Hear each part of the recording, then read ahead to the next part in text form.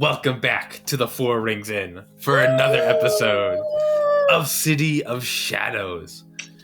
We are back in the city. Last episode, big reveal from Sterling, the last witch of the Veremore. So exciting. An intense encounter between Sterling, Orianna, and the Spindle Maiden herself, followed by the murder of Viscount Thornstrum in his own manner. I prefer assassination. There you go. The assassination. That sounds so much more professional. The assassination of Viscount Thornstrum.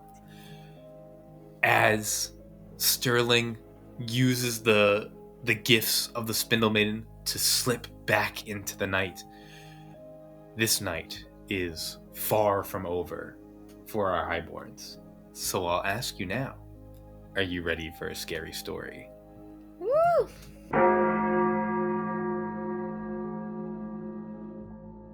Renshor. As you lay asleep in bed, dozing off after checking that Sterling made it home safe, falling asleep in the late hours of the night, you are awoken in your bed to the sound of the bells outside, tolling dong, dong, dong, 3 in the morning. I need Renshor, as he is woken from his sleep, to make a perception check. I assume 3 a.m. is not dawn? No, not quite. Okay. Perception, for a total of 3. I'm tired, it's dark. That's true. It's fair. On a 3 perception, it is so difficult to tell what is still part of your dream and what is real in this room, as the bells kind of blend in with your dreams, and so does the creaking that you hear outside of your room. It sounds like footsteps down the hall. Would Renshor like to do anything? No. I'm going to try and go back to sleep. Yeah. Renshor attempts to go back to sleep. Make another perception check for me. Hey, that one's better. 17? 17. Unfortunately, on this one, you wanted to roll low. Because with a low roll, Renshor falls back asleep and goes about his night. But on a 17, he hears the rattling of a doorknob. My doorknob? The only doorknob in this room. On a 17, it just as the rattling stops, you can hear the slightest creak of a door being opened.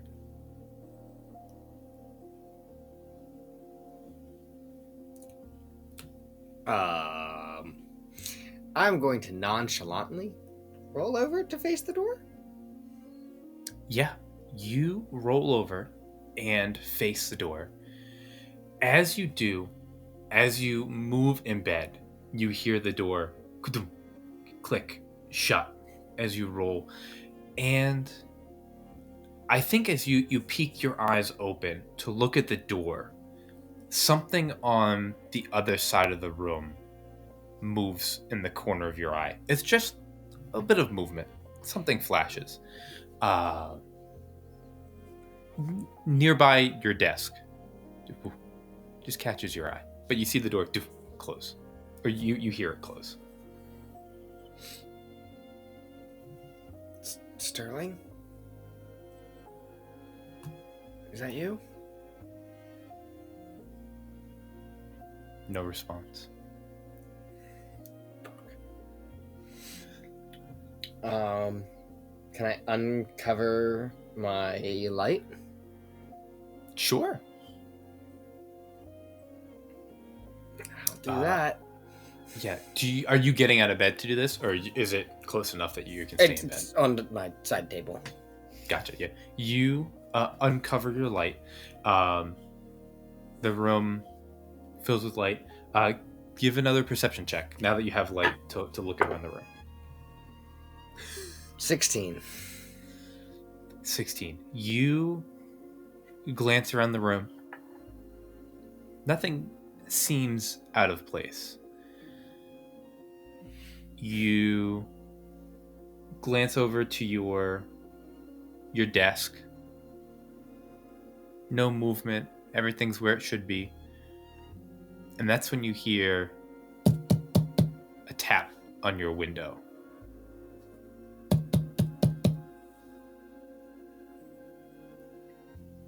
Is the curtain drawn? Can I see out the window? The curtain is drawn. You can see, actually it's a cloudy night, so there's not even light coming in through the window. The curtain is drawn. Okay. If this is that goddamn raven saying nevermore, I'm gonna kill her. I guess I'll get up and open the curtains. Yeah, you get up, you open the curtains. And as you move the curtains and look out the window, you look through the panes of glass out onto the remind me, Renshor's room looks into the courtyard, correct? Like the back of the house. Yeah. Yeah. You look out back. It's difficult to make out what's out here because it's so dark. But you can make out the shapes of the like shrubberies and the courtyard. You can see where the roof stops and the night sky takes over, where the skyline is. But what makes your heart sink as you look is as your eyes focus on what's on the other side of the glass, as you move and draw the curtains. Briefly, in the reflections made from the light of your uncovered lamp and the glass window, you can see the reflection of your face, and ever so slightly, something behind you, a pair of eyes, just flashes as you look out this window. I rapidly turn around. This is maddening. You whip around. Roll initiative for me. Shit. 10. 10. You whip around, and it is your turn. As you turn and look in this room, everything is still. You don't see anybody here, with the exception of the loud, like, scuffle of your feet on the floor as you fling yourself to turn around. You have a turn. My window is near my desk. Sure. Cool. There's a candlestick there. Yeah. Unlit. I'm just gonna grab that because I am not dressed. Yeah. I'm picturing you in the Victorian, like, white nightgown, where it's just like a long, like, white gown. Yeah, what is Renshor wearing right now? I don't know. A white gown. Probably not a white gown. And a little hat to match. No. Anyways, he's holding a candlestick. A nightcap? Is he dressed like Ebenezer Scrooge? That's what she's doing, yes. I want a fashion check before your turn in initiative. You gotta. He's or are you just in your boxers? Yeah, he's just wearing his small clothes. How about that? Happy? There you go. Yeah. You said there's nothing here? You don't see anything.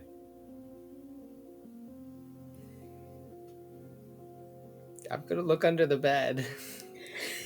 You lean down to look under the bed.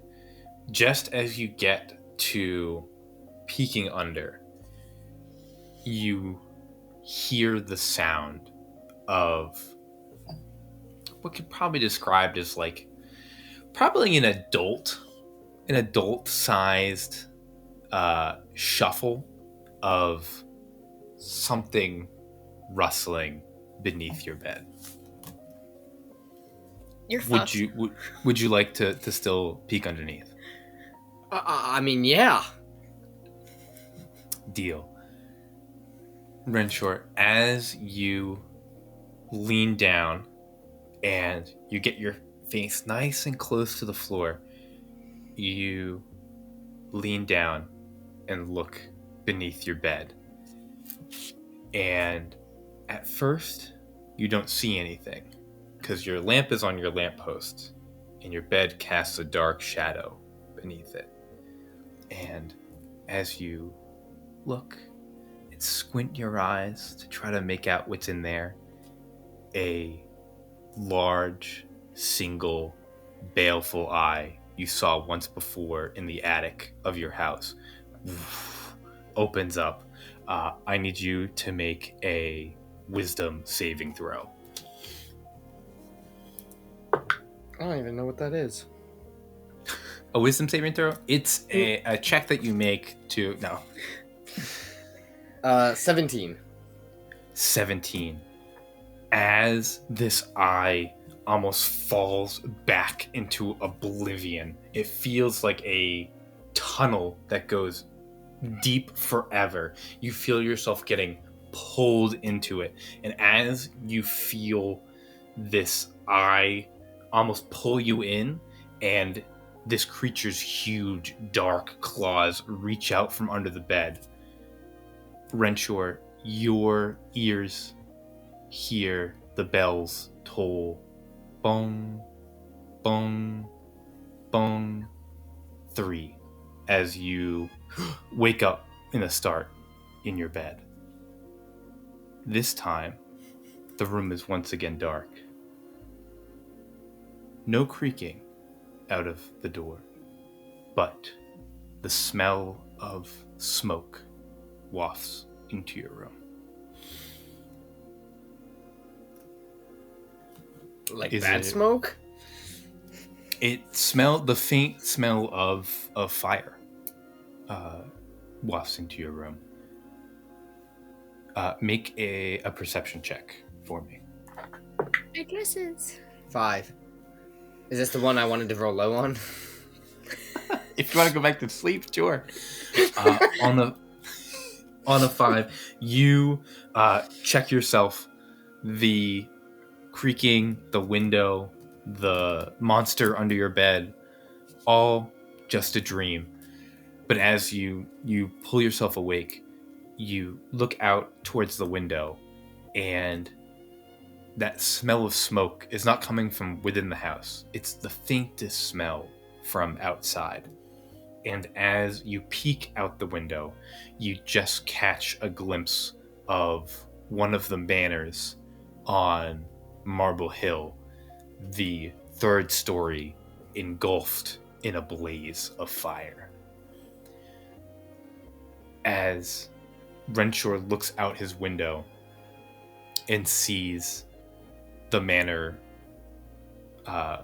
going up in flames, shifting to a different perspective. Sterling, how do we find you in this moment? It's been about. I'll let you take. Yeah, how do we find Sterling? Assuming that a bit of time has passed, the flames are going up. I am returning to the Tyrval Manor. For sure. And I would like to just quietly sneak back up to my room, have Raven kind of act as a guide so I am unseen and unheard. Yeah. Absolutely. On a 5 perception, Renshor is not hearing you. And then, as I, dutifully take off my dress and get ready for bed, and it's 3 a.m., I will go to sleep, and have a very nice sleep. One of the best sleeps that I've had in a very long time. But I'm going to, hopefully a final time, I'm going to only take another short rest because I want to once more be up in the morning. So I will take that first hit of exhaustion. Yep. Perfect. But I will be up in the morning and ready to be seen and having a grand old time as if I went to bed at 1 a.m. when I returned home with Orianna. Perfect. And although Sterling will wake up tired, it is a tired that I'm sure is a rewarding tired, right? Tired of a job well done. And Sterling slips back into her room and falls asleep. Renshor, you, although a little shaken and watching the fire eventually get put out, return back to your slumber, what slumber can remain. Across the city, Orianna, you have been asleep for maybe an hour at this point after returning back from your walk from dropping Sterling off at Tyrval Manor. Making your way back to Brighthole Barracks. Mm-hmm. You've been asleep for about an hour before you are awoken by somebody shaking you awake. What? Orianna, and you open your eyes and you see Levy Cofferput, wearing her full uniform, is in your room. You go, Orianna, we have to go. There's been an attack. Everybody is meeting at the castle. We have to get ready. Oh, okay. And I'll jump out of bed, shuffle, putting my boots on, getting my cape and hood put together, and grabbing the last bits of my gear, and I will follow her out. Perfect. Mechanically, if you would like to take any of your short rest actions, since returning from the Spindle Maiden, you can. You will not have gotten a long rest for this night. Am I the only one that sleeps around here? Yes. It would appear so. You either sleep or you go to the Spindle Maiden. Those are your nightly activities. Or you could murder Viscounts. Assassinate Viscounts. Thank you. You get dressed and you follow Levy out. And you see there's a handful of other cloaks that are also leaving Brighthole Barracks and make their way to the Valiant Wing of Castle Greywall.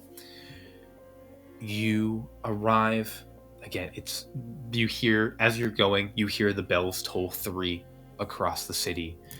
And as you arrive into the Wing of the Valiant, you look around and you see there are a good 100 or so, you don't see that many just in the hallways, but you see there's a fair amount of cloaks moving in and about these halls, trying to either deliver messages or prepare, and on your passive perception, you notice that these cloaks all have uniform adjustments, similarly to the way that you have the bracers on your arm. You see some of these cloaks are wearing metallic masks that are stained a matte navy blue, It covers their eyes and the bridge of their nose, but nothing beneath. They're wearing it under their hoods. You see some of them, whereas all the cloaks have that single-shouldered cape that comes down, some of the cloaks are wearing a second cloak over their right arm. This one, instead of the navy blue of the Ashen Order, a like deep brown color coming over their other shoulder. And you see others that have almost like robe-like vestments in place of the standard leathers that most of the cloaks, and you and Self included, are wearing, like a fully different like uniform beneath. You and Levy, you see Levy guides you through, and the two of you make it to Templar Cawford's office. And as you enter in, you see about 20 other cloaks in here, also awaiting the Templar's audience. And you notice everybody are also wearing the same bracers as you guys are. And Levy turns to you and goes, I didn't know there were other cloaks working for the Templar. Did you know there were this many? No, I thought we were the only ones. I mean, I'm sure other people reported to him, but I guess I thought our task force was the only ones with the bracers. Just interesting. Yeah. As you walk in, you see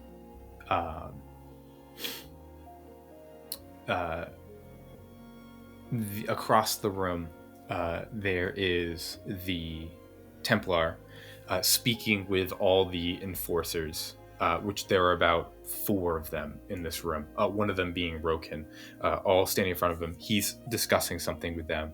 And you see Levy kind of guides you over to where Zion is waiting in the corner.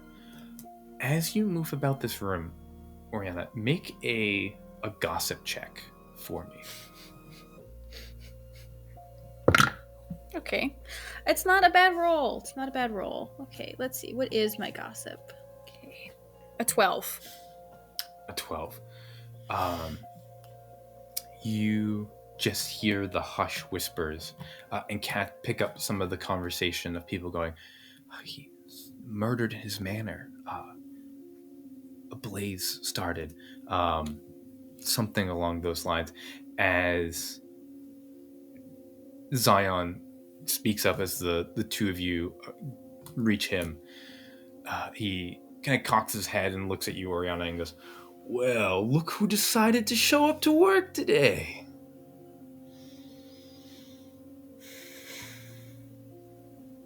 Yes. I heard Rokin already found you a replacement.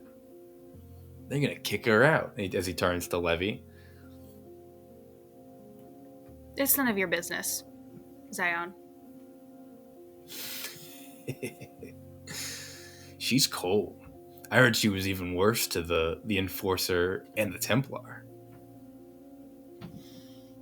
I think I just kind of cross my arms and just kind of lean back against the wall and just kind of tune him out. Deal.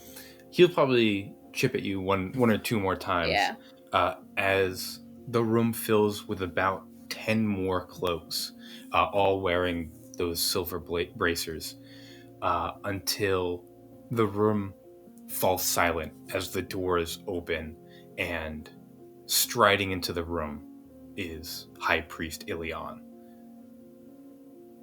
Looking tired for being 3 a.m, but dressed and focused. He walks into the room. As he goes, he's nodding to everyone. Greetings, Novin bless, Novin bless. He strides across the room and reaches the grouping of the Templar and the Enforcers. He turns to Templar Cawford and goes, Templar, have your cloaks take to Marble Hill. Search the manor, the grounds, the whole cul-de-sac. We must know what's going on. He turns and says, Crawford, we must know whether this was the doings of a mage or the blasphemy of a witch before sunrise. Crawford nods to him and goes, It shall be done, my lord. My lord, what of Enforcer Rokin's request? And you see he nods to Rokin, and Orianna, you watch as Rokin turns and looks directly at you from across the room. Ilion addresses Rokin and goes, Enforcer, your concerns are duly noted. However, I must deny your request to relieve Miss Lunaris of her duties. And then goes to turn out of the room. Rokin speaks up. Excuse me, not Rokin. Crawford speaks up and says, My lord, I am weary of her involvement in tonight's transgressions. Ilion stops mid-pace as turning around. He kind of exasperated rolls his eyes. By the Novem, Lunaris, come, and beckons you over, and you see the whole room kind of turns and looks at you. Okay, I take a deep breath and walk over to the High Priest, for I cannot deny that request. You stride over to the High Priest, and as you approach him, his eyes will flash a radiant white, and I need you to make a wisdom saving throw. 15. 15. His eyes flash white, and immediately all the sound from the room drops away. The walls fall away. The floor drops out from under you. It is just you and Ilion standing in a realm of pure blackness. His eyes, the only pinpoints of light. His voice echoes from every direction as he casts Dominate Person on Orianna. Is that a thing? Yeah. His voice echoes in a way that you must simply are forced to comply. He speaks, Lunaris, speak truth. Were you involved in the death of Viscount Leopold Thornstrum? I did not know Thornstrum was dead, so no. He speaks again. Did you know someone would act to take his life? I did not know anyone was acting to take his life tonight. No. Do you know who murdered Thornstrum? I do not. As you say this, the room pieces itself back together. His eyes extinguish. Everything snaps back into place as he drops the spell. Again, exasperated, turns to Crawford. See, she knows as little as the rest of us. A fact that needs to be remedied immediately.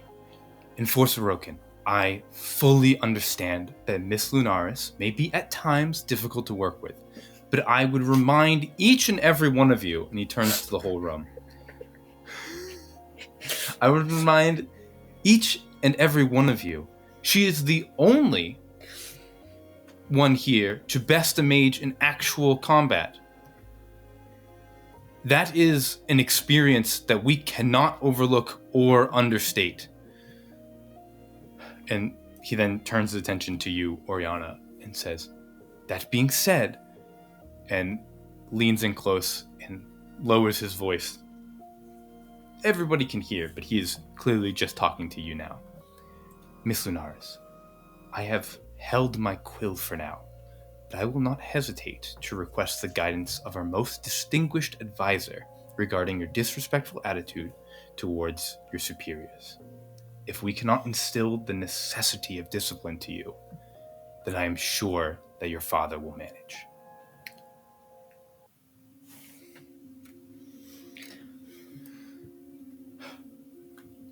He wheels around again to look to the Templar. There is much work to be done. I know the hour is inconvenient, but as Voltaire teaches, we must first toil if our kin are to rest. Novem bless you all, servants of Dahlia. Go forth. And Cawford turns to everyone in the room. To Darlington. And everybody begins to move out of the room. Before I leave the room, or before Templar and Enforcer Roken officially leave the room, I'll let him dismiss everyone first, or whoever lingers. But I do want to call the attention of Templar and Roken before they walk out. Yeah, if you want the two of them, they dismiss everybody. Everybody begins to leave. It is just you, the three of you, the Templar and Roken. Templar, Enforcer. I am not so prideful that I cannot apologize for my behavior. I had witnessed innocent people brutally enslaved and tortured just hours before, and I was angry and scared, and I came to the best people that could help immediately.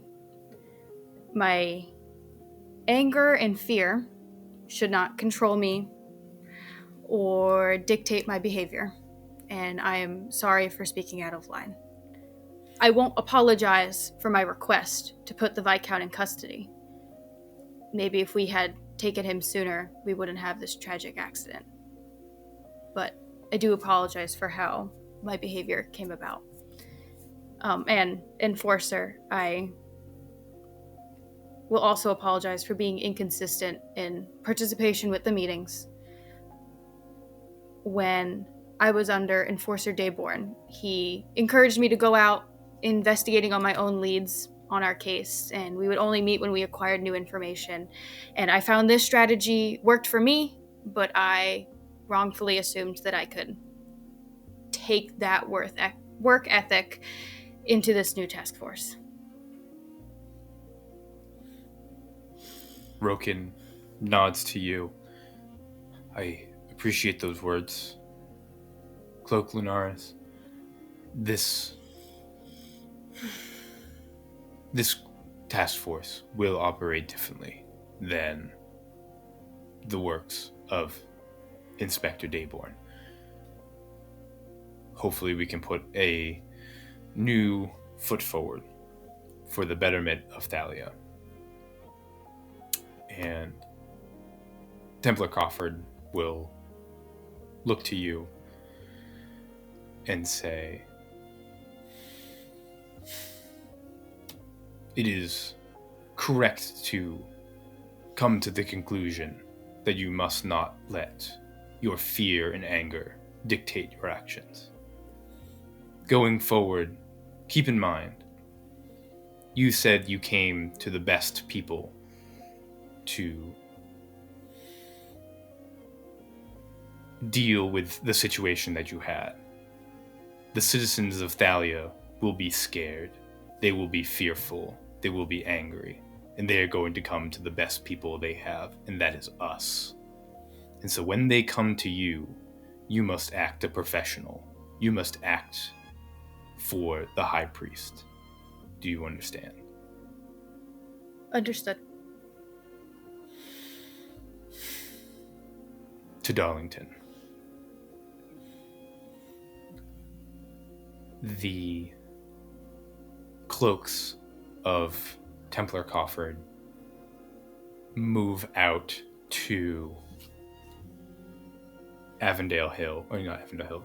to Marble Hill, where they find Thornstrum's Manor, the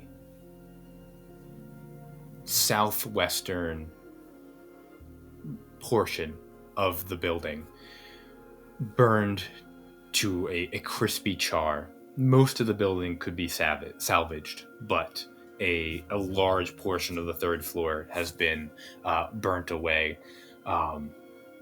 The entire roof and walls have collapsed, and so what used to be Thornstrom's study is now open to the outside air.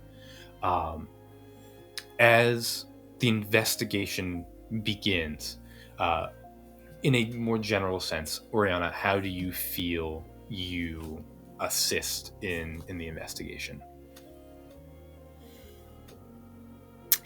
I think today, after being called out amongst everybody, I'm very much just kind of keeping to orders, letting Rokin or anyone above me just kind of tell me where they would like me, what they would like me to do. I'm not trying to do particularly anything extra or on my own. If they tell me to look in this room, I will look in that room. If they tell me to look for an object in particular, I will look for that object. I also being very exhausted from not getting any sleep yet for today and then being called out. Yeah, I'm just going through the motions and following orders and maybe not even putting my best foot forward in investigating the best that I know that I could and looking around. I'm just doing what I'm told. Yeah. You go about doing as you're told. I need Orianna to make an Arcana check for me. An unnatural 20. Wow. Okay. So as you're doing your investigation, you are able to recognize some of the intricacies of what happens as you and the cloaks around you eventually make your way to the study where you know see... what I think I'm keeping in mind before you get too far? Yeah, 100%. I am curious. As we enter the study, I have in the back of my mind the very first murder that we saw in Eleanor's study. And I think, as I'm getting deeper into this mansion and entering the study, I would like to keep in mind any similarities or anything that looks the same or different. Is it bad that I forgot about that? Am I a bad person? As people are talking about the possibility of it being witches and occultist stuff, and there was another murder here. Now, I am too, starting to think about, what's similar and what's different from the start of the campaign. I'm gonna note that down in case I think of something that you would have found going forward. But I think on the unnatural 20 Arcana, and that being your focus, I think two things reach your mind.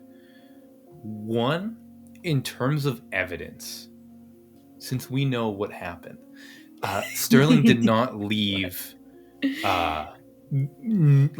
really any evidence at the crime scene, right? And so comparing it to the previous murder, this is arguably either more of an accident or more professional than the last one. The last one was sloppy. There was the whole ring of occult items out. There was the body was left in the room.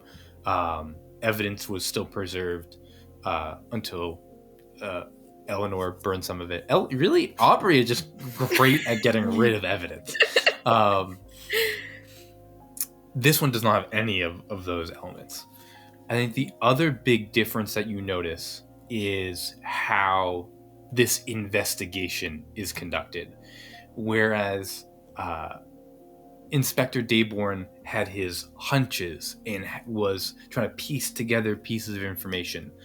You watch as, coming into the study, the cloaks that were here have deduced that the fire was started by natural causes. No magic involved. Leading it to look more like maybe it was one of the guards, maybe it was a disgruntled citizen. You see Cawford casts Detect Evil and Good and views the room from a different perspective, a higher level spell than what Dayborn was casting. Casts this, looks around, and identifies Thornstrom's body as something desecrated, something unholy. And as he does this, you watch him begin to cast another spell. As he does, he speaks out, but his voice, in a slightly similar way to Ilion's when he casted Dominate Person, his voice like echoes around the room as he speaks out, almost asking the ascended themselves, "What manner of darkness befell the last of House Thornstrum?" As he says this, the wind whips about the room. You can hear the trees rustle, all the papers and everything. Your cloak begins to flutter as he casts divination and speaks with, and knows more than a mere mortal can know without magic. Fucking Snitches tattletales. get stitches? Yeah, like what? As the spell ends, he opens his eyes and turns to the enforcers in the room, points and says, "Alert the Bloodhound. We are plagued by a witch."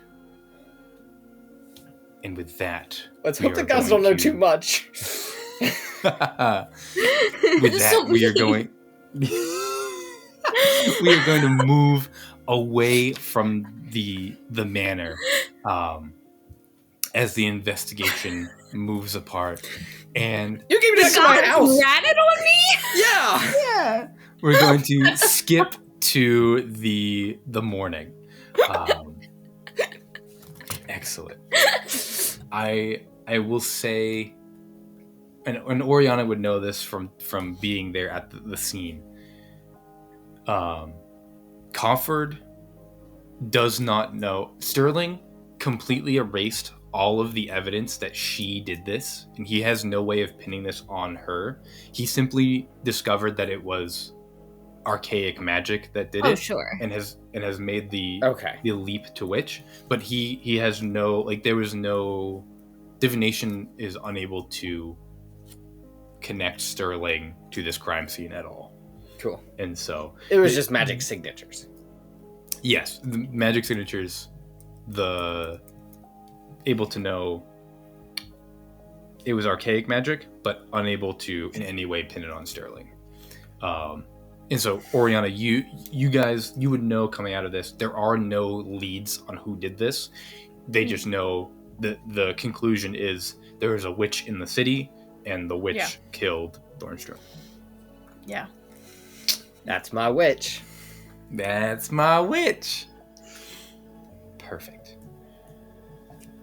We move to morning as the sun rises, spheres are replenished, and the bustle of Tyrval Manor begins as everybody arises. Sterling and Renshor, Orianna is still working probably late into the morning. So Sterling and Renshor, how would you like to spend your mornings? I think in the morning I knock on Renshor's door. Terrified. Okay. Yeah. Cool. He's half dressed, so he will quickly finish getting dressed because he's not insane. And he will open the door. Good morning. Good morning. Would you like to accompany me for breakfast this morning? I was thinking we could go somewhere out. Sure. Anywhere in particular? No, and I also need you to pay. I understand that part, yeah. Okay. We'll find a... Yeah, I know a good diner. Yeah, we can go out. Perfect. Let's go. Now? Why not? Okay. Sure. I guess we'll go. Yeah. Okay. Lovely. You guys head out for a little breakfast date. As you guys leave the manor, I don't think this is a date. Hold on. That's I true. just want to be Yeah, publicly seen. That's true. As you head out for breakfast, could I have both of you make gossip checks, both for Tyrval Manor and as you arrive to the your breakfast spot of choice? Wait, do you want me to make 2 gossip checks, or it's just covering? No, both of these? just one. Okay. Yeah, just one. 7. 19. 7, 19. Renshor, as you are getting ready and preparing to leave the house, you pick up some gossip as from the servants that are like cleaning the house and prepping the meals for the day. You hear one of the servants whispering to the other, I heard that the door guards, they saw the ward return last night to the manor with Miss Lunaris. Just the 2 of them. The other one speaks up. I heard they returned at a most suspicious hour. I heard they were caught exchanging kisses behind the shrubberies. Oh my!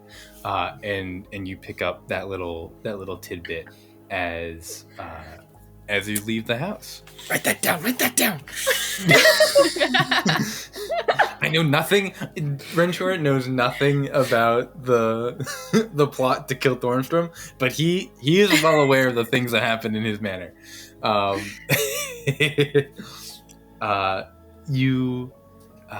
As you guys make it to your breakfast spot of choice, both of you kind of hear talks amongst the other patrons, and you hear some people speaking up, and you go, did you hear the news?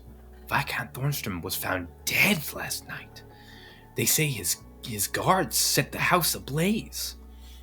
Oh no, I heard there's something far more terrible. I heard a demon from the forest came to the chimney. That's how the fire started. That's preposterous. Why would a depraved travel all the way to Darlington to kill the old Viscount? Someone else at the table speaks up. Well, the ones that trampled here on the 1st of Asha made their way to Nightingale Avenue, didn't they? Oh, enough. I don't wish to speak of such things over breakfast. And you kind of hear rumblings of the death of Viscount Thornstrum and all manner of speculation on what could have done it, from monsters of the forest to him being just raving mad as a crazy old Viscount. The bells drove him crazy. To witches, to the mages of Drayden's Academy, to the cultists, everything under the sun killed Viscount Thornstrum. But you guys have breakfast. So, how did last night go? Again, not that great. I did almost die, but we got information. So, I heard a rumor involving some shrubbery rubbery. and some kissing. I have no idea. I heard a rumor that you and Orianna are kissing behind the shrubbery.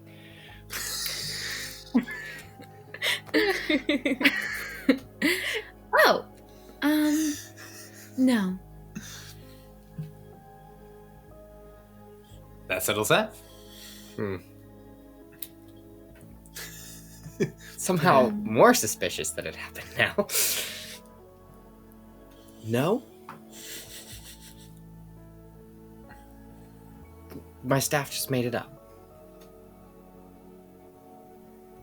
I promise you, my lord, if the cloak had kissed me, I would know. Does it bother you? No.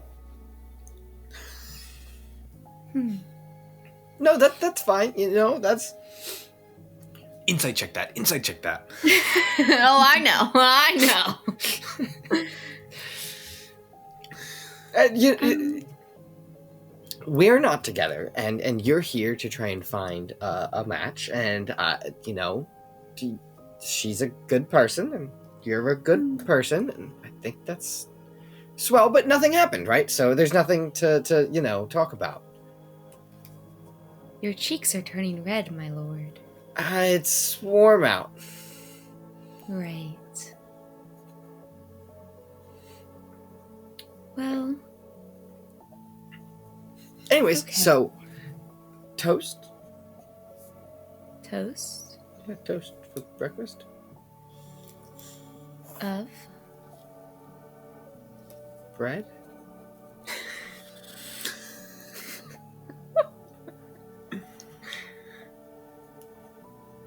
Okay.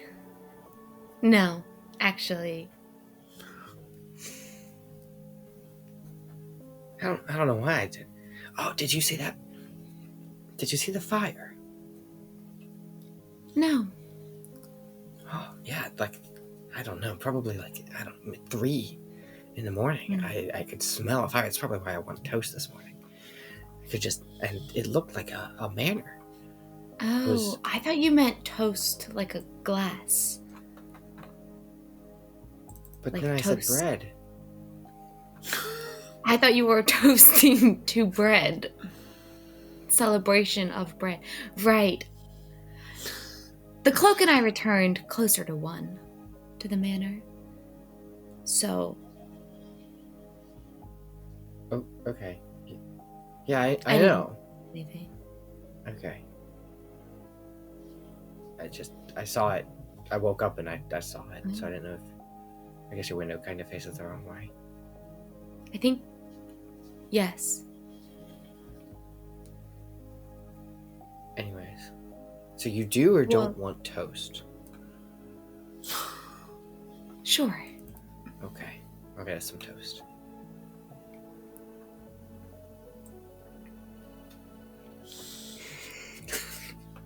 Yeah, you get some That's toast, the dude. scene. That's great. Would you guys like to do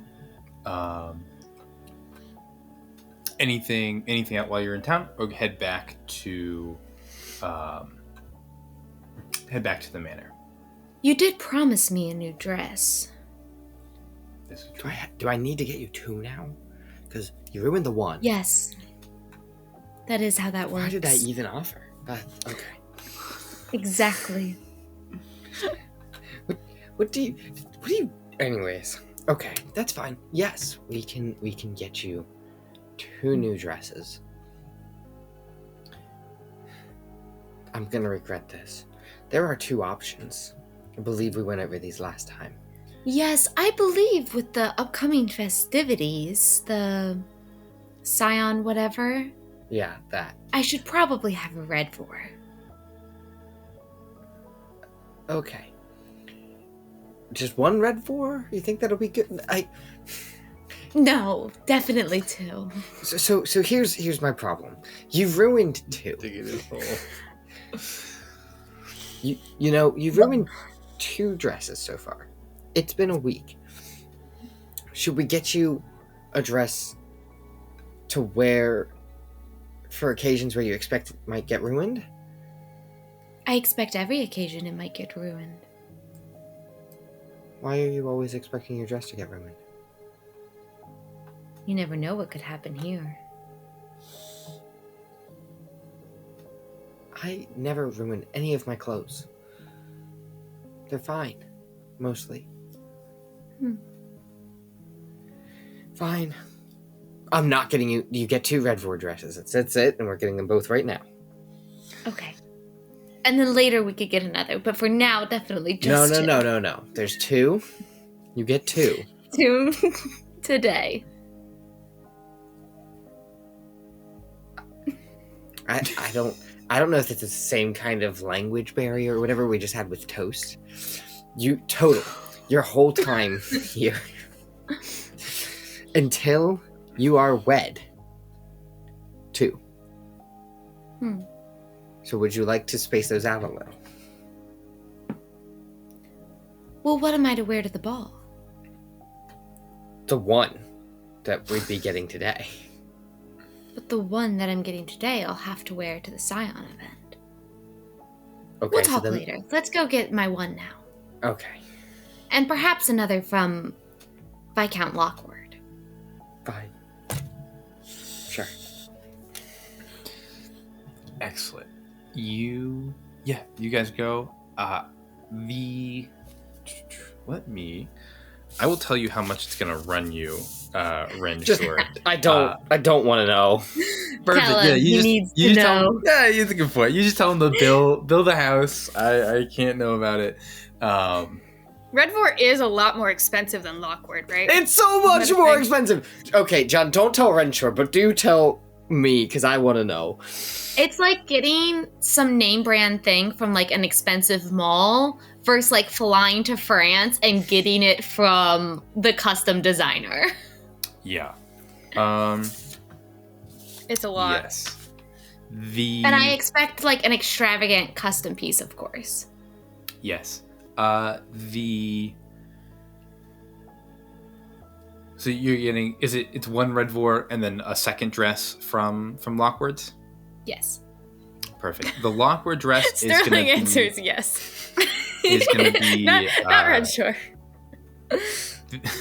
The Lockwood dress is going to be 12 Aven. And then 12 Aven marks. And then the... I do not have 12 The Aven Red marks. Vor is going to be... It will be 2 onyx stone and 3 Aven marks. That's why you're billing it to the house. Oh my God. And for those that don't know, that's very, very pricey in our currency. Aven equals a gold piece. You're rich. An Aven mark is 1 gold piece. An onyx Mhm. mark is 1 platinum. An onyx stone is 50 5 platinum. 5 5 platinum. platinum. Not 50, but yes. Yeah. It would be in shade marks in dollar bills. It would be 10,300.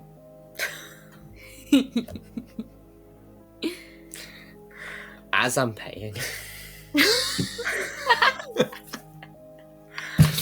Oh my goodness.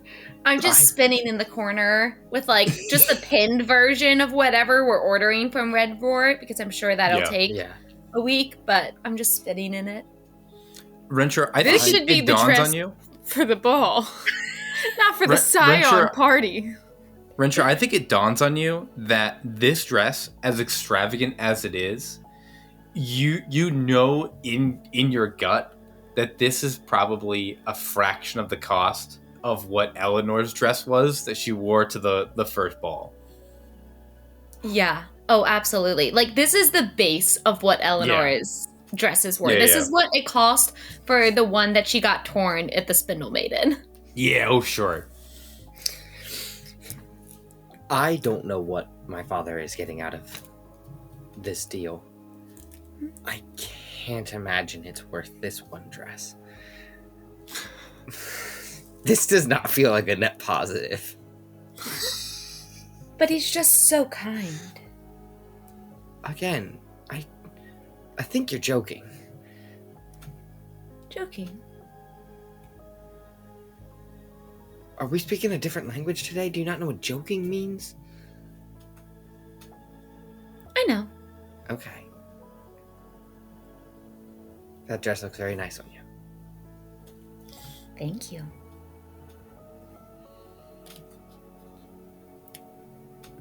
Did we stop here first? I don't even know. Yes, I think you did.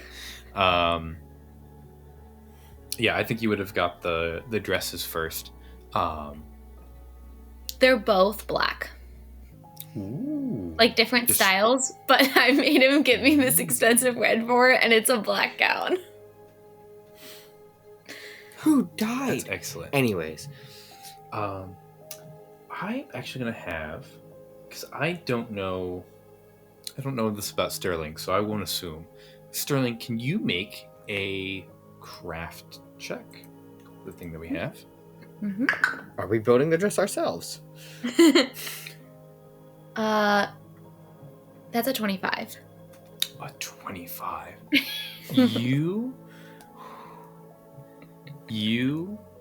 look at this red vor, Mm-hmm. and you're admiring it. It's a gorgeous dress. You notice two things about this dress on a 25. The first thing that you notice, especially because you've seen it recently, the accents, the parts that really make it exquisite, Mhm. are made of sericum. That material that the spindle maiden uniquely weaves. Interesting. The second thing that you notice is there is a distinct elevation in quality between the Lockwood dresses that you've had and this red vor.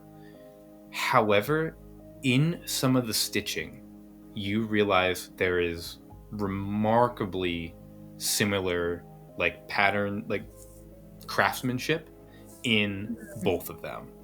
And you think that this red vor may have been made by Lockwood, which begs the question, you come to that Capitalism. conclusion.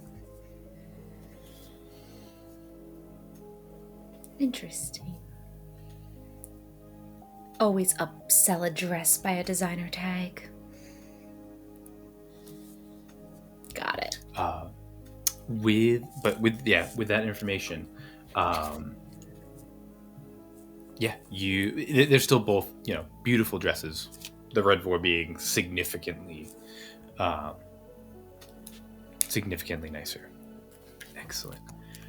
Any other stops for our Viscount heir and his ward? I think because I don't go to Redford ever. Coming here, we did pass a shop that jogged my memory. It was the refer to it. Hook and Hilt. The Hook and I Hilt. was supposed to pick up a sword from them Mhm. 2 weeks ago.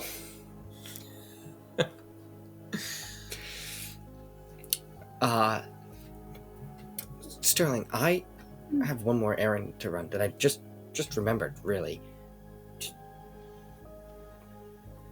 Do you Yes. mind if we make a stop first?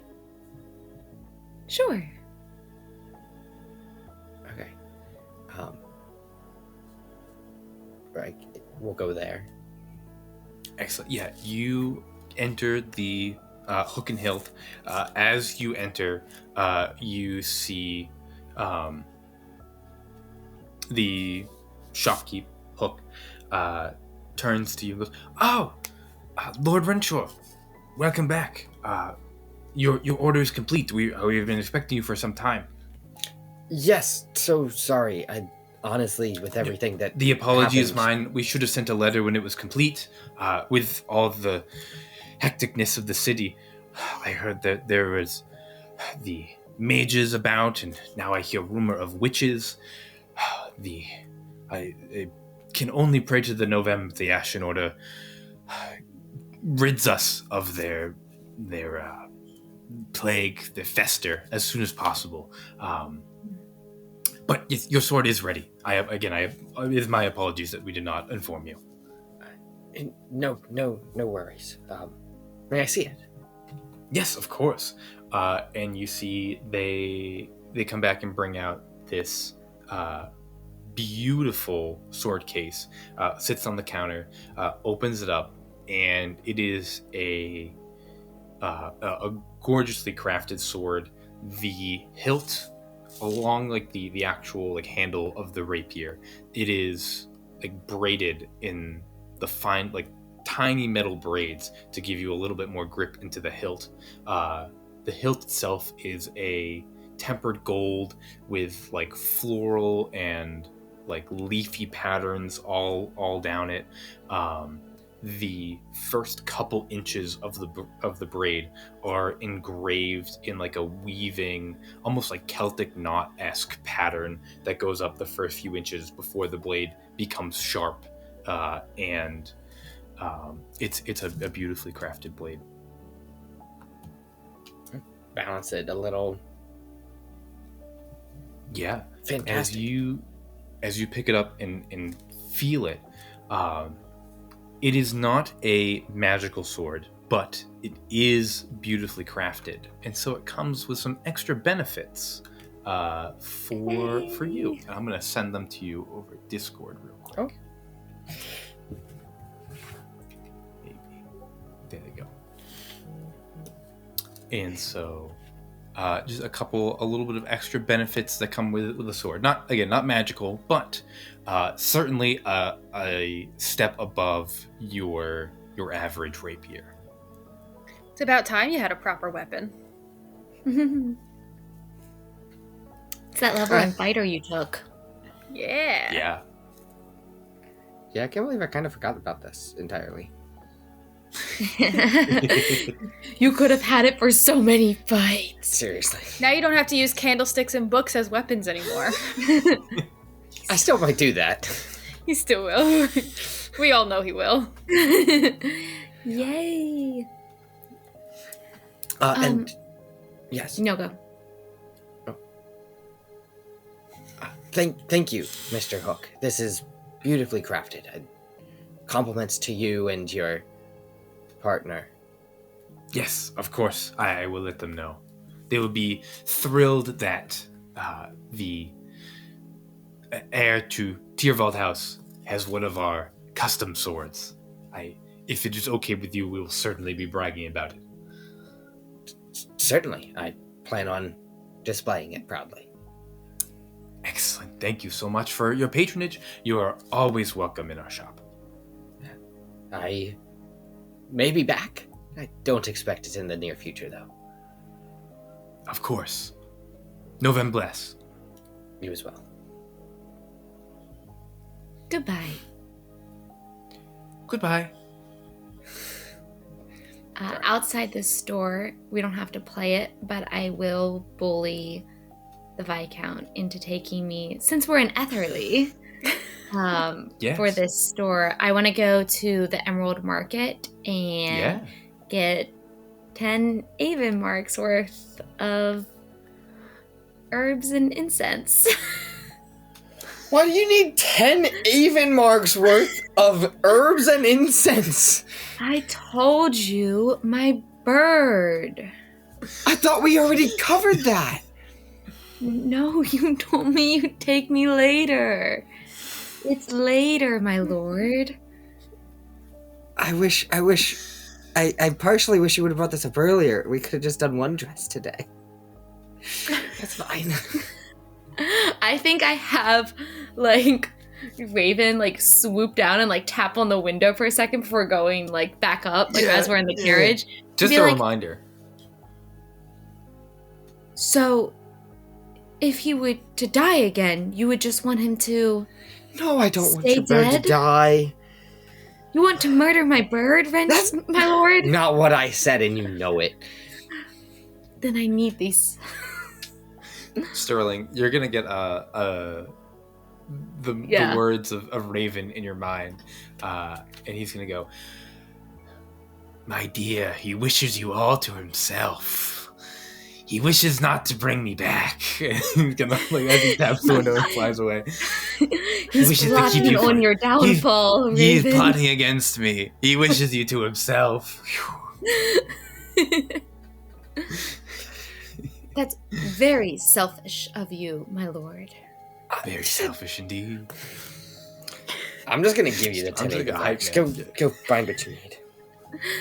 Raven has noted this. Goodbye. I take the money and I go. That's lovely. Yeah, you can go. You get 10 even marks. You can shop. You have your 10 even marks worth of herbs and incense and all the good stuff that a ward would need. And is there any other stops the two of you would like to make? I think I separated from Renshor. Yes, absolutely. I just have the one box of the dress and the carriage, and I'm just gonna go home. You told me you gave me the money and told me to go buy it. I thought you'd come back. He's waiting in the carriage. I'm waiting on the park bench. I just didn't want to walk around. Never mind. I'll go back. We're done. As you guys return to Tyrval Manor, we are going to take a quick break and come right back for more City of Shadows. Hello, everyone, and welcome back to Insight Check. I'm Aubrey. I play Sterling, and she's had like a very minimal, not crazy at all last 4 episodes. I didn't just reveal my backstory, some of my backstory. I think we can say it now. So I'm playing a witch. Sterling's a witch in a city that is actively hunting witches. But it's more interesting that way. Going into playing her in this campaign, I told John her main focus is going to be on finding a spouse and getting protection because something might have happened before she came to the city that made her come to the city, besides just Viscount Harrington dying, but we don't have to talk about that today. But I did also obviously know that she was a witch and that she had this amulet and has this little bit of vengeance to strike against the Ashen Order and against this city that is burning and hunting other witches. So we all knew it was in there somewhere, but it wasn't until she saw a Viscount using this power and actively torturing other people descended from the woods like herself that really spurred her into this more vengeance hunt plotline. So literally since episode 32, I have been Aubrey planning how she was going to kill Thornstrum. Like, I would have killed him that episode if given the opportunity, which also sets Sterling on this really fun arc of the hunt and just laser focused in on this one task of getting rid of this Viscount. And I really liked how it played out on the screen because the challenge in the setup was that Thornstrum, because of our actions at the Forge and her committing a little bit of arson and burning down the library, he increased his guards, and so that was a challenge of like how to get to him. And so I messaged John, would Sterling know about the Spindle Maiden? And could she give me a toy to get into it? Because I basically had 2 problems with killing Thornstrum, which was identifying the correct Thornstrum and getting to him. Because I knew once I got to him, him, again, he's an old man. The challenge wasn't going to be hard if presented with the correct Thornstrum. And what we deduced and was kind of hinted at, if not explicitly stated in the episode, is because of her amulet that she has from, her coven. She saw Thornstrum's hands as bloody, and that was because he was a witch killer. We actually built the amulet based off of Lou's character in A Crown of Candy by Dimension 20, and so we took that as inspiration, and Sterling's amulet makes opponents who have killed witches be vulnerable to her attacks, which basically means spellcasting does double damage. It's like a crit every time. And I love that then I got this arc with Orianna in the catacombs of finding the Spindle Maiden, and that was the quest, that was the work for it moment, that she needed to get to the Spindle Maiden. She needed to ask and make a trade with the Spindle Maiden, and once she got those shoes, it was more about that role-playing moment and that seeking of vengeance, which was super fun to play. Now we are going to go into some questions from the other storytellers. Question 1. Was it difficult to hide that Sterling was a witch? Was it harder to hide as Sterling in game or as Aubrey above board? It does present some challenges. In the fights,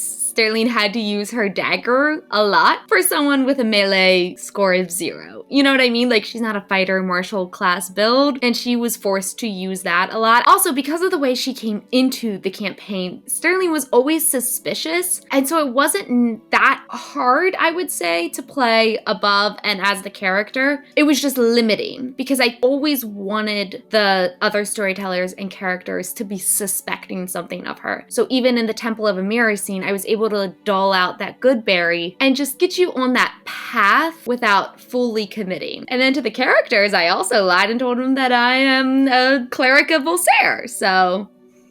Is Sterling excited to return to the woods with Renshor and Orianna, ignoring the reason for us going? I don't know if I would use the word return. It will be, she's not excited. She's not excited to go to the woods. She's more fearful and acting more out of what feels like necessity than want. It's gonna be complex when she gets there. Question 3. So, what did the kiss mean? I'm assuming this one is from Orianna. They had a great time together. Orianna successfully got her to the Spindle Maiden, and Sterling wanted to say thank you. And that's all I'll say. In the meantime, before all these threads get pulled on, please like and subscribe to Four Rings. It helps us out a ton. It helps push our content, let other people see it, and join in on our scary story.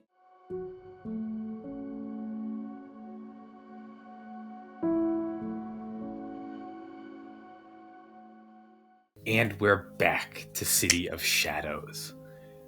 As Sterling and Renshor return to Tyrval Manor, you're in the carriage, all of the dress that you bought, and the sword in its box, and all the other herbs and incense, and your shopping spree laid about. You notice something as you cross into Darlington. You hear it first, and then you feel it. A haunting melody fills the air. Across Darlington, there are 4 processions of navy-robed cloaks winding their way through the streets. Their hymns faintly harmonizing with each other across the whole district. It reverberates through the air almost the way the bells reverberate as they toll time, but it's different now. And as you hear their song and as you cross into Darlington, both of you feel something change. It feels different for each of you. Renshor, for you, I think it feels kind of like maybe like you forgot something at home. Maybe like you, maybe almost like a thirst that isn't being quenched. For Sterling, I think it's much more visceral. I think you feel almost sick, almost like you're missing part of yourself, as this tune, which hums through the air, is a huge divine ritual cast and maintained as long as the singing is present on all of Darlington, and an anti-magic field hovers over the whole district. No magic can be cast in Darlington while the servants of the Templar proceed around. And Here's so, a bright fucking Renshor, idea. Why don't we hire a bunch more people and just do that for the whole city? And solve all their problems. you can feel almost your like sphere shrink away as it's dampened by their singing. And Sterling, you feel your magic, like part of you, inhibited by this song.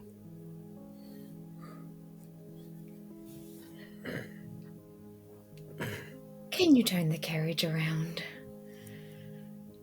Yep. Anywhere in particular? Just... Let's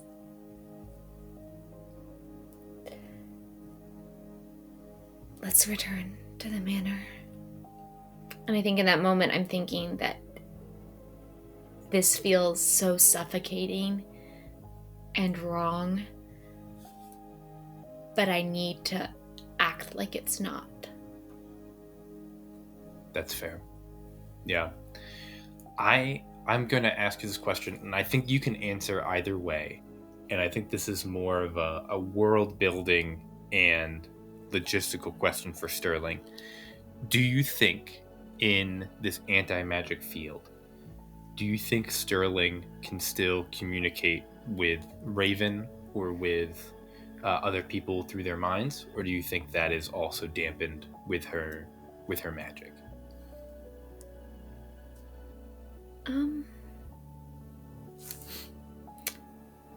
I think Raven is fine, but I think she loses her ability to talk to him. Okay, yeah, I would agree.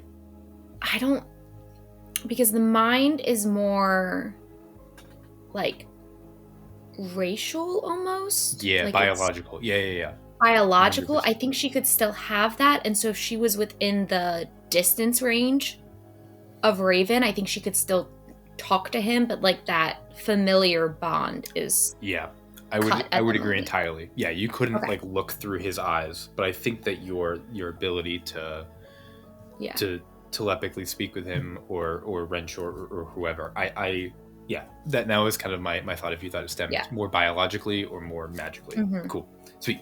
So you still have that capability, and I agree that I don't think he would like. It doesn't affect Raven's physical form, but both of you are certainly dampened as the carriage returns to Tyrval Manor. As you return, you are both greeted at the manor with 2 envelopes from the servants. They say that the pigeon post dropped these off. Each of us have 2? Each of us have one for each.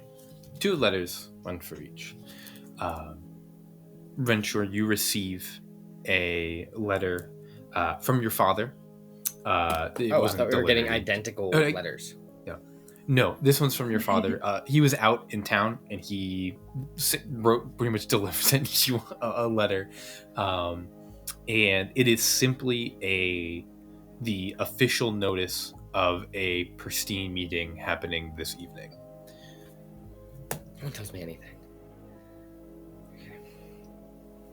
And then Sterling, you receive a letter. It is both an invitation and kind of like a love letter adjacent, like a handwritten note.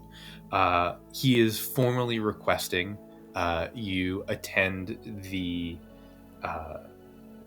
coronation of Priest Celesti and her event as his like +1. Kimbridge? Oh, yep, Joshua Kimbridge. Yep. Who is this person? You never said a name. Sorry. Yeah, it is from. It is a love letter adjacent. Well, and I mean, the former. Sterling should have many offers of suitors. I don't know. No. That's true. This one is from Joshua. I will send back that I accept. Perfect. And I think I'll spend the next few hours in the manor, but I think I just like go to the drawing room and I'm very much like stiffly reading my book, trying my best to act like everything's fine. Yeah, absolutely. Around the same time that you guys are receiving these letters and settling back into the manor, it is late morning, and Orianna, your enforcer Roken lets everybody off shift. You guys worked all through the night, and so it's time to rest. And you guys are dismissed until tomorrow morning. I think as most people are heading back to the barracks to like go catch up some sleep or go take a nap in the middle of the day, since I'm already in town, I will stop at the Guiding Flame really quick to where my old bedroom used to be in the dormitory, so that I can change out of my cloak uniform and put on some normal like civilian clothes before heading back out to the Tyrval Manor. Sure, absolutely. Unannounced. As you enter Darlington, you also hear the song and see the cloaks proceeding around. They're the cloaks that had like those robes in place of their leathers. But you are not really affected by the anti-magic field. I'm dead. Is it because she's dead, or does it not affect pristine magic? Because if it affected pristine magic, then they couldn't cast the magic. Ascension magic. Ascended magic. Yeah, the spell creates the anti-magic field, and as long as the spell is casting, the anti-magic field is up, but it also affects ascended magic. Like they can't a cloak could not cast an additional spell while in Darlington right now. Except for Orianna. It's already cast on her. He's talking about Chemet's curse. Yeah, Chemet's curse is unaffected by this. I see. Sorry. I am slow. No, you're good. Orianna just drops dead. Just Ooh. Oh, that would be bad. Yeah. Orianna's actually cured of all the curses. It's actually like she's everything's fine. good. Yeah. Oh, if only it were that easy. No, yeah, I see them, I hear them. I don't really pay any mind to them because I have other things on my brain, and I'm thinking about everything that I would like to talk to Renshor about. So I'm thinking about Renshor, thinking about making it to the manor. And I noticed that it's the cloaks and the robes, but not my monkeys, not my circus. Keep going. You make it to Tyrval Manor. Renshor, the servants, announce that Orianna has once again arrived at the doorstep and ask if they should admit her in. I don't know why you guys ask every time. Some would consider it rude to simply show up. Some might consider it rude to ask the same question every day. Let her in. Yes, yes, my lord. We yeah, of course. And they will shuffle off. Let Orianna in. But not when Arthas is looking. That's not what he said. He said just let her in, and not to ask the question. Perfect. Orianna, they admit you into the manor. Yeah. I will make my way to the drawing room where I'm sure Renshor will meet me. We're I don't both really there. need an escort there. I kind of know my way around. Good. I think we're both hanging out there. Oh. I'm probably in the Well, corner. hello. Sterling, you don't look so well. Are you okay? No. She's probably feeling Anything- sick from spending all my money this morning. Anything I can do to help? No. No. Okay. Did you fill Renshor in on the Spindle Maiden last night, or any part of that yet? I told him I almost died. So. We did. Both of you? And we got out. Okay. Well, I mean, encountered some beasts that didn't make themselves present entirely last time, so it was kind of unexpected, but we survived. We did okay. Sterling made it out. We did okay. So, Renshor. I don't like how this is starting. No, Honestly. I have. Actually, I think I remember a conversation starting very similarly about 13 weeks ago. Okay.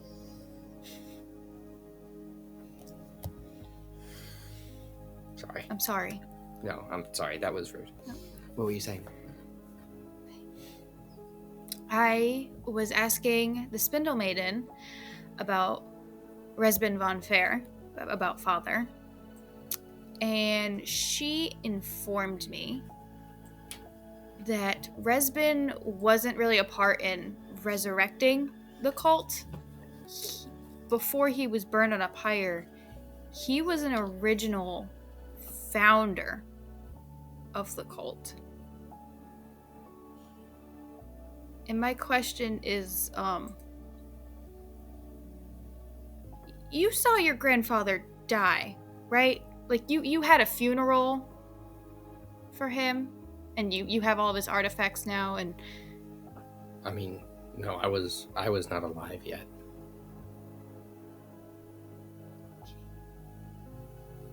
But there was a funeral, right? Like, Huh. He died. I assumed so. What I've always been told is that he was a very stubborn person and was the last to leave Ethros Grove. And when he died in Ethros Grove, then everyone else was allowed to leave because he was keeping my father there. Okay. So, Because I believe, with the information that we're gathering, that Resbin was there with your grandfather. They had to have known each other. They were Well, didn't- both founders of the cult. I just... Whatever's keeping Resbin alive... What if... I just he's dead, right? So, two things. One, pretty sure my grandsire's dead. That would be interesting if he wasn't. Two, I think we already knew that they knew each other. Did we? Yeah, because remember we found all those letters in Ketter's apartment?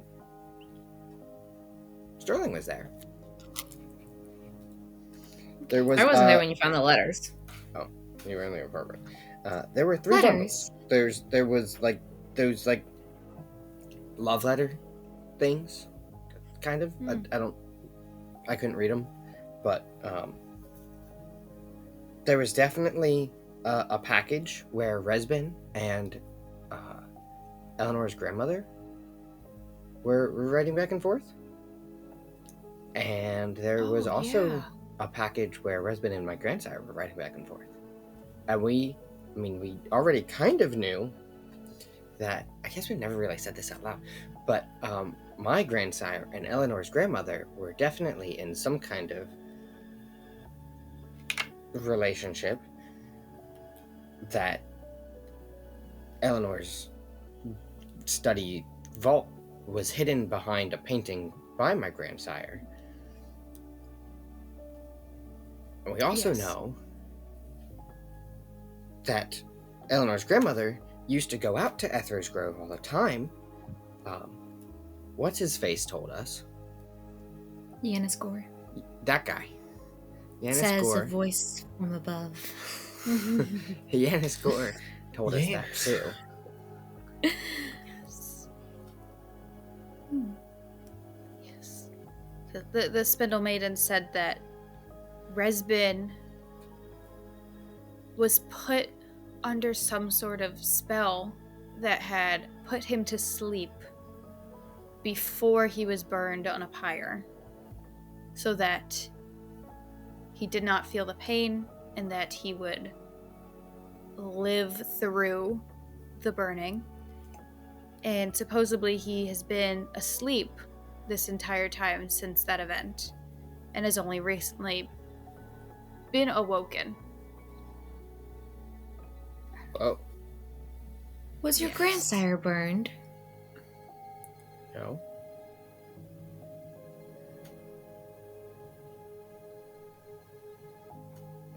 I mean, no one told me he was.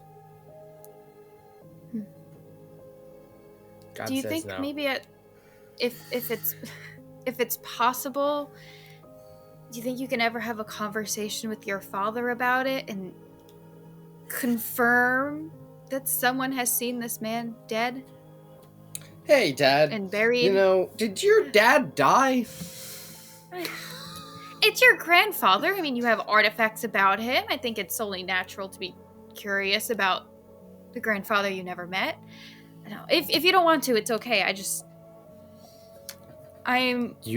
I just have this sick feeling about him and maybe even Eleanor's grandmother, if they were all in cahoots and they had this magic to keep them alive and survive the burnings.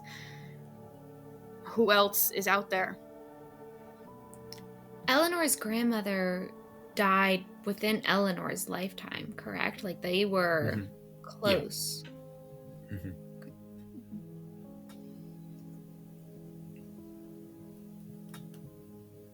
This is interesting. We found a trifecta of dead people who were in cahoots 80 years ago. And one of them is still alive. Well, half alive. Sorry, not to be indecent to those present.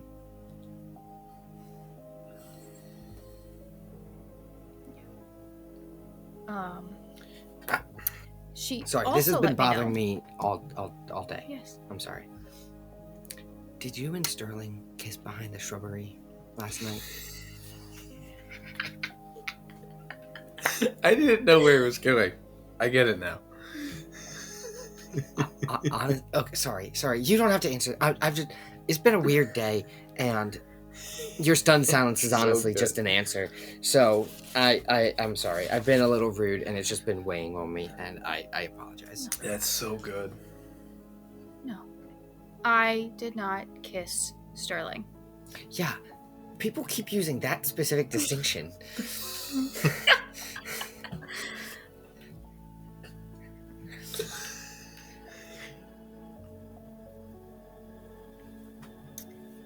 I think I need a minute. I step out. Yeah, sure. What did I do? Do you need to make a wisdom saving throw?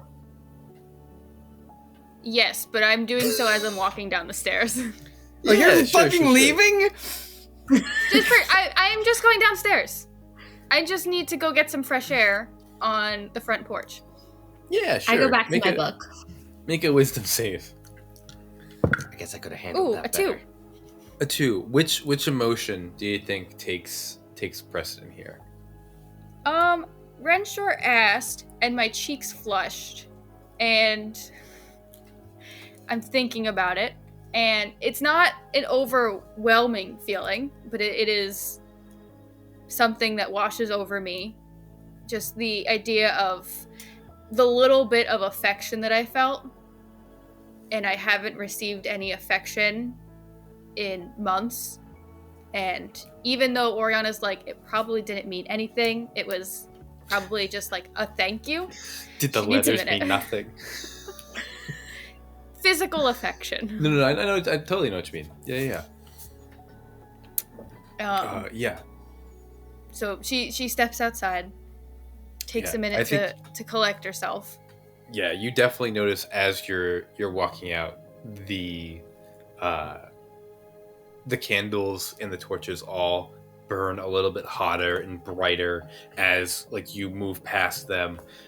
You can feel the temperature in the manor and surrounding you begin to rise, starting to get to like an uncomfortable level, to the point where you can feel like the beads of sweat condensating on your brow. And as you kind of step outside, you can feel the guards like, and like kind of look around like, heat wave in the middle of the fall, what the heck? And kind of like look around and be confused. Yeah, I don't think it lasts for long. I think I just need the cold, like the fresh autumn air to just hit my face and take a breath. And then I will enter back into the manor and go back upstairs to Renshor and Sterling. And just go right back into the conversation like I never even walked away and She's not acknowledge Orianna's it anymore. a little sweaty, but that's about it.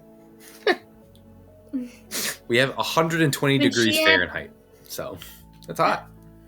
When she had walked away, Renshor, did you say something? I just said I could have handled that better. I told you this morning. I didn't believe you. And by her reaction, I still don't. Okay. Okay, sorry. So the Spindle Maiden had informed me that the 3 items that we're looking for, the purpose of them is to not necessarily summon the Nox, but to imbue someone with the spirit of the Nox. Wait, the Nox? She said that, yes, the wearer will become this generation's Nox. Oh. And she said that they will be unstoppable. No one can defeat a Nox. And I think the most important part that I took away from that is that she said once you collect one item, you will be compelled to find the next. And I don't think you'll be able to stop until you become the Nox. And so I think moving forward with this plan to move into the woods, we have to handle very delicately and figure this out. Because I still don't believe that these other parties should be in control of these items and become a Nox. But I don't really want that for us either. We could just kill everyone who's trying to get it. I don't think just for everyone. Kill everyone. That's a lot of people. It will add up, for sure. Sterling doesn't break. Yeah. You're like, that is true. The numbers will become high. You're absolutely correct. Your math is good. I'm like doing the numbers like, yeah, mm-hmm. Yeah, no, you're right. They will add up, for sure. Yeah. I don't think it's gonna look good to kill the heir of Blacksbane. I don't know how well we could get away with that. Do others really know of May? That's the problem. I don't know.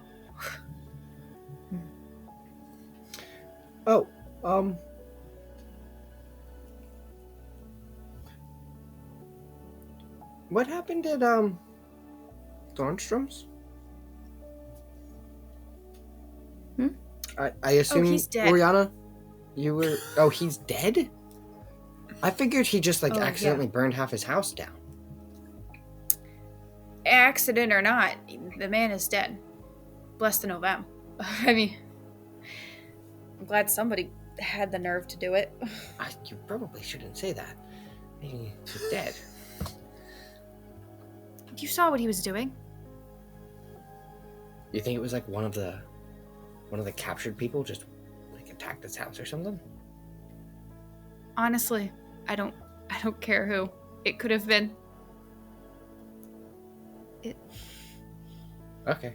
I mean, if he didn't have all of those goo doppelgangers, I would have done the same in the workshop. So, it had to be done. Are we sure that he's dead and not a goo doppelganger? Yeah. There wasn't any of the goo in the manor. Just charred ash and flesh. Does the Ashen Order have any suspects? No. I mean, I think most of them are just more shaken up about it, that someone would attack a Viscount. But... Yeah, I mean, he was old. I just hope it's not someone who's going after all Viscounts. Scared. Are you calling me scared? Are you asking that? You just said the word scared. What does that mean? Yes, are you scared? Oh, My voice went up at the end. I see. A little. I mean, it clearly worked. So Perhaps it was May. that's not more comforting, actually.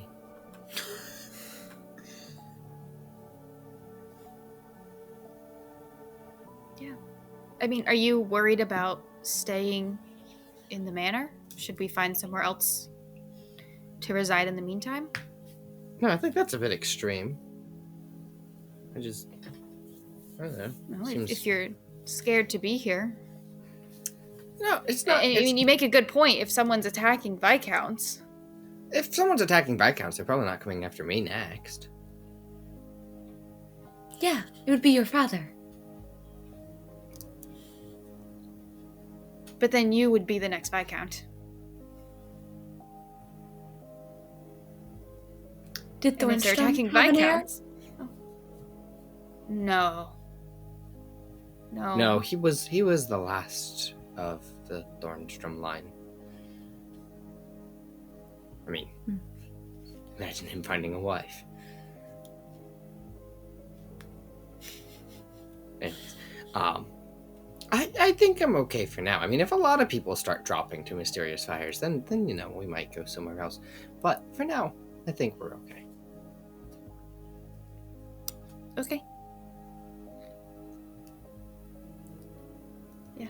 I guess just keep an extra ear out in the middle of the night for intruders. Yeah.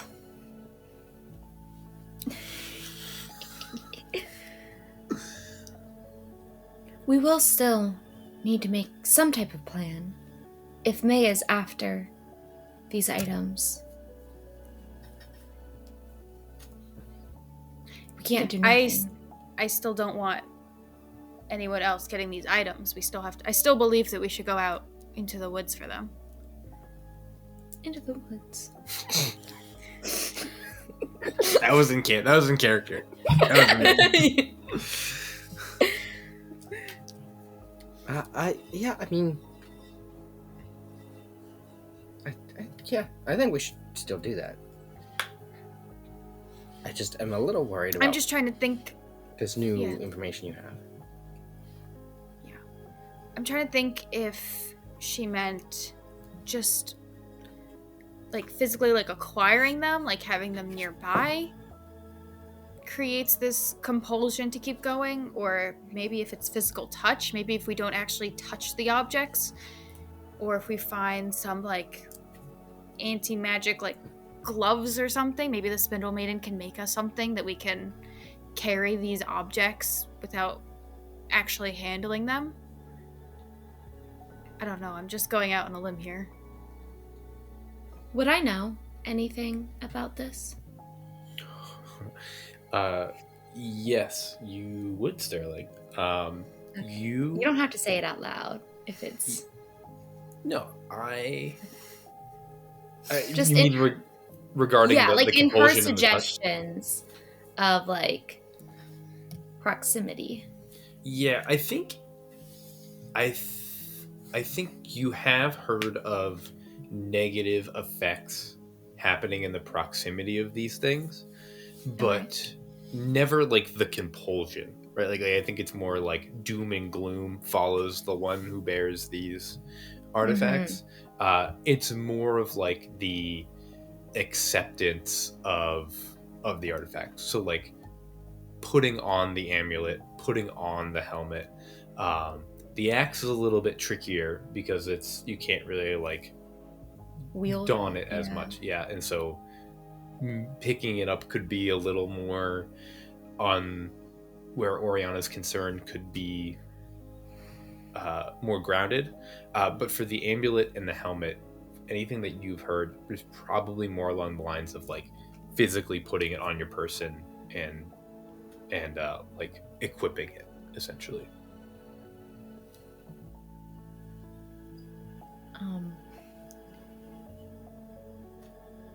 A plan of acquiring them without acquiring them would probably be a good first step.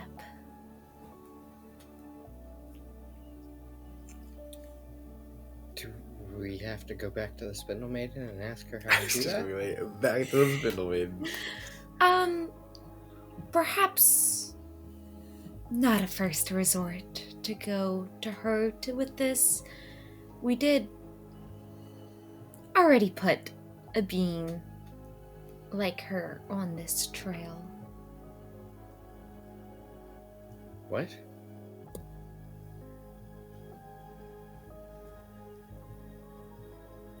I don't know if we should let the Spindle Maiden know that we wish to acquire these items. She trades in information, and that can go to anyone who can pay. That's true. That's a good point. We already tipped her off.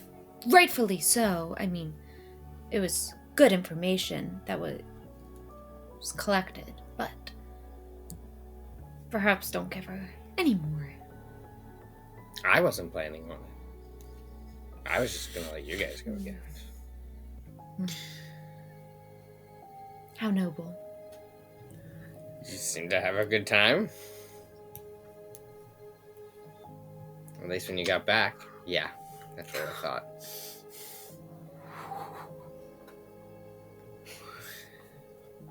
Anyways. I look back at my book. Yeah.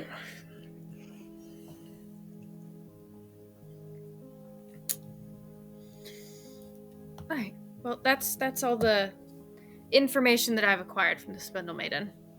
At least. Those are where my concerns lie.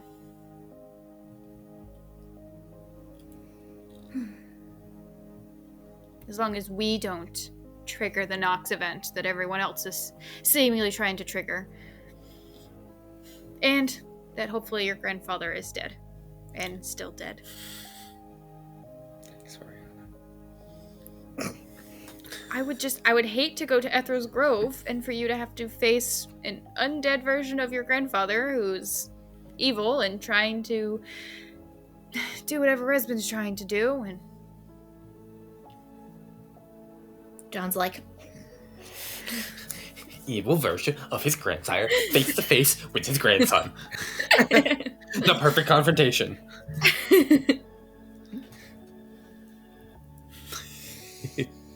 The story writes itself.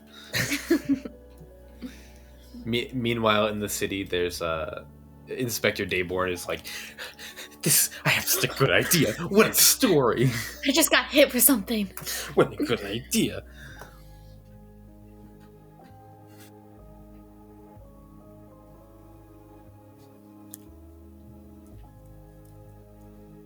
Yeah, that's all I have. Those are my concerns. Valid concerns.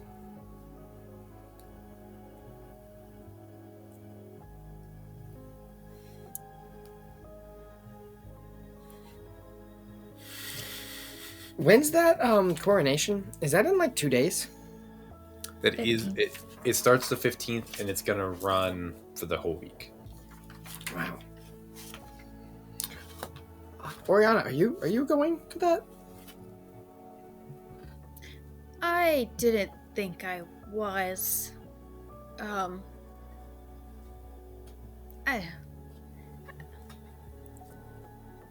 Okay. I don't know. That's I'm attending with Lord Kimbridge. Oh. That means your date must have gone exceptionally well if he would like to continue seeing you. For him.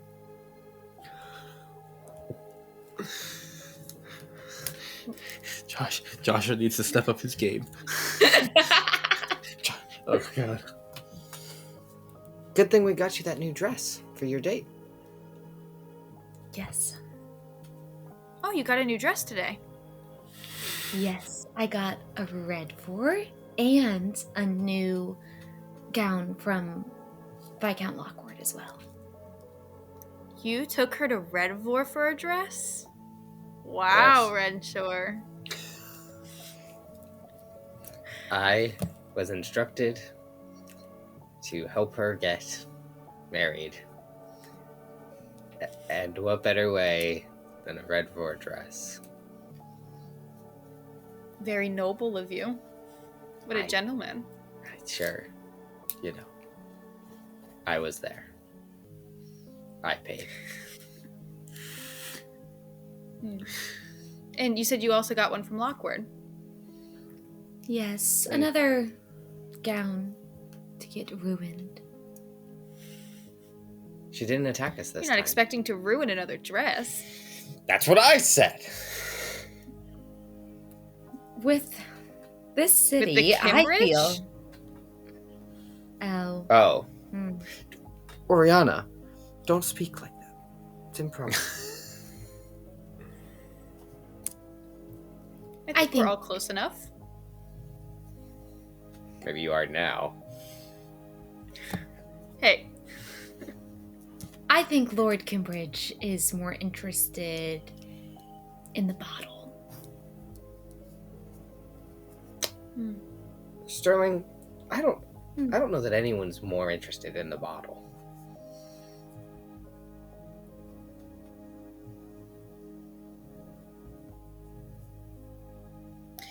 would you show me the new dress you got? Yes, I don't have the red for one yet. Oh, of course. But you But have the you can Lockwood see- one. Sure. And I get up to take you to my room.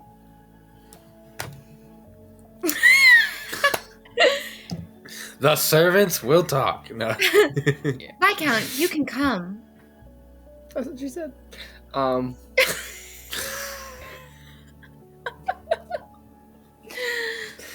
Title and everything. That was good. That was Damn. clever. That was clever. No, I saw it on you already. And I take you. What? We're probably in the private drawing room on the second floor, so it's probably just down the hall. Mhm. Yeah. Oh, wow, it's gorgeous, Sterling. Thank you. I love it. And I'm just trying to be really friendly and nice and trying to like build this friendship with Sterling. And just trying to do some normal girl things and just Like kissing Trying in the to shrubbery? trying to forget about the horrors that exist outside of the mansion, outside in the city, and just I would like some like little like girl bonding time. You're trying to forget, and I immediately pull out my blue dress that I wore to the Spindle Maiden. I'm like, see, you can see here is where that thing bit me, and it put these, like, holes, puncture wounds, just right in the gown. I actually have, like Oh, my no. flesh Are you on okay? my stomach. Oh, Yeah, you want to see? yeah. And I pull out my dress, and I'll show you, and, like, right here is It's just, gnarly. like deep, gnarly, like, puncture wounds. Oh, Yeah, no. it did bite me. I think there's, like, some, like, healing salve or, like, ointment downstairs in the servants' quarters. I could get some, and it'll, like, help prevent, like, scarring or marks. If you think it would help. Yeah. Oh, yeah, you can't just let that fester, that wound sit. And I want to run out and go down to the servants' quarters because I lived down there for a little bit. I know my way around that That's spot, true. too. Grab Absolutely. some of the salve and bring it up to Sterling's room. And with her permission, like, gently, like, put some of the salve on her wound. Dear God, my ex-fiance is rubbing salve on my ward's torso. I heard she She's rubbed more than injured. salve on her torso, though. Yeah. Thank you. You're welcome. Does it still hurt? Are you in any pain? I'm at full HP. I don't know what that means, but okay. That's wild. Yeah. No, Yeah. it's as good as it can be. Oh, and then this, and I'll show you my black gown. This has got burn marks on it because right here, this is from the fire at the forge. Oh, See, and you can see how it charred this gown. I've gone down twice in the past, like, 24 hours. Oh, yeah. yeah. But it was like, It's not the only thing going down.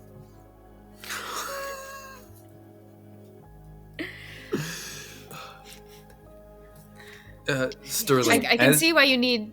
Yeah, go for it. No. I was saying, as you're showing this dress, more for to double check me.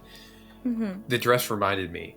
You grabbed a bunch of papers from Thornstrom's workshop, right? Mhm. In that, do you still have those? Correct? I'm not crazy on Yes. that. Okay, cool. She Yeah, I never haven't brought it up looked that at she them. took anything.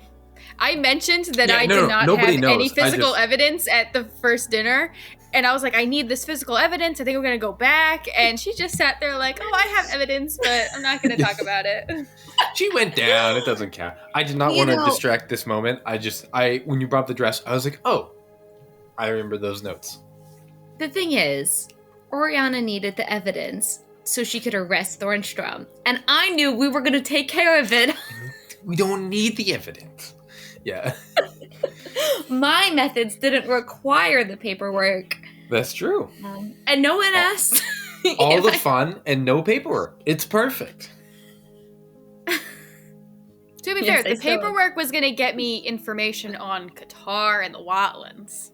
Or at least Yeah. confirm what they told me. It, But I'm sure, yeah, Sterling's in her own little world.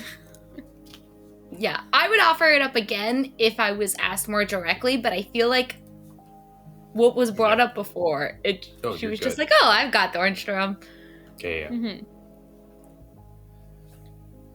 Yes, this is why I needed 2 dresses. Yeah, Though- absolutely. Yeah, The I can see Viscount why did you need promise- to take Renshor and spend his money on dresses. I think it's quite comical, actually. You should try and get him to buy you another one tomorrow. If you pressure him, he'll do it. He said I'd get 2. Redvors. 2 Redvors. Yes, so I cashed in 1, and he told me to wait on the other, but I think if another month passes, I should probably get a 3rd. Yeah, I think you could pressure him into doing it. That's why I came. Yeah. That's why? For dresses? For dresses? A Viscount's protection, and... No, I guess Orianna didn't ask me that. She just said, yeah. Yeah. Yeah. Well, yeah. I mean, if you're looking for a spouse, it makes sense. You came here for the Viscount to house you and make sure that you find a spouse? Yeah, I just need resources that Viscount can offer. Yeah. If you're not interested in Kimbridge, why are you going to the party with him? Wouldn't that distract from other suitors thinking that you're available? Well, Kimbridge has money, so he could do. So you would marry him? Just for money? Yes. Don't you think that you could find someone out there more fitting? Someone that you could love and who loves you back? I'm not seeking love. See how that hurts? See that hurt you just experienced? No, I feel bad. I feel sad for you, Sterling. I wish that you could experience that sort of love. If that's your goal, I mean, Oh, I'm have. not going to stop you, but you have. I've experienced love before, and it's not something I wish to get again. I'm sure you and the Viscount know all love brings is pain.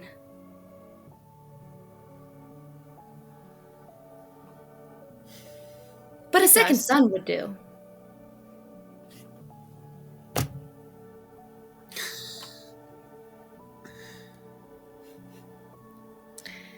I don't know. I think even if love is painful, I think it's still worth fighting for.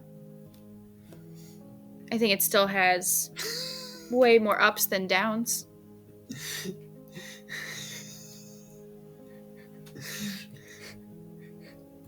Jake, are you good? I think, just to double check, because I think I know what's happening, and I just want to make sure the air is clear. When Sterling says second son, she's referring to marrying the second son of a Viscount. Not that she wants a second son and currently already has a child. Oh! Is that where your brain went? Yes! 100%! No, Yeah. thank you for I'm bringing that up. I was like, oh my child. god, why did got- no one say anything? Yeah, he said a second son will do. And Jake Because went, Joss is what? the second son. Yeah, but he meant like, oh, she wants another. She had love before, it brought pain, and now she wants another child. And I was like, I totally get what Jake thinks. I don't know if that's what she meant, but that is a crazy plot twist. I'm pregnant. No. Also, I'm pregnant. What a twist. He's like, you went to the Spindle Maiden with a baby? You did what? That's funny. Oh. That was awesome. That Wow. reaction was excellent. If it's worth it for you, then I hope you find it. It's just Thank not you. worth it for me.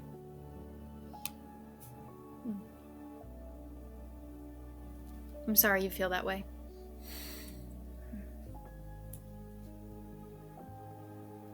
But I love my new gown. It's so pretty and black.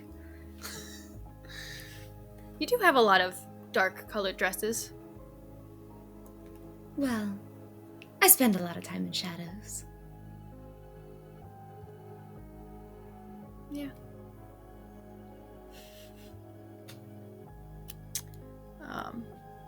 Eventually, I will leave Sterling's room. And if Renshor doesn't stop me or have anything that he wants to do, I think I'm just gonna finish hanging out with Sterling and then leave the manor for the night. Or the day. Sterling and Renshor, anything you'd want to discuss with the whole group here, or would you allow Orianna to depart?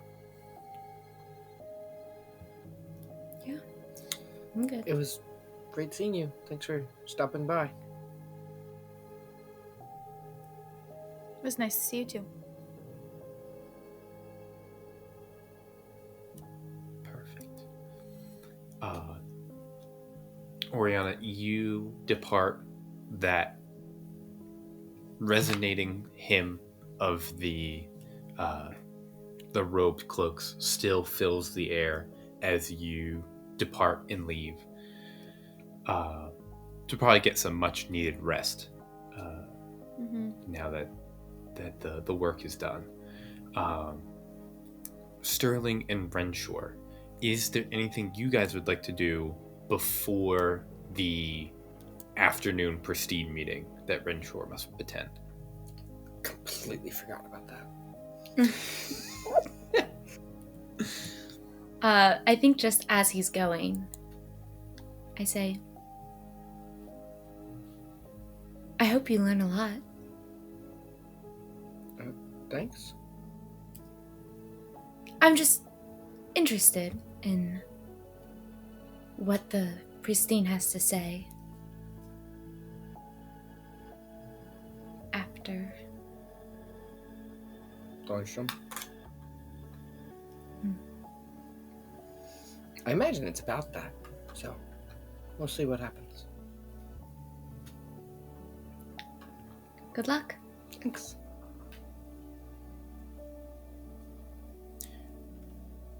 Renshor, as the sun begins to get low and it's still before dinner time, but the shadow of the Gallatin Mountains creeps over the city.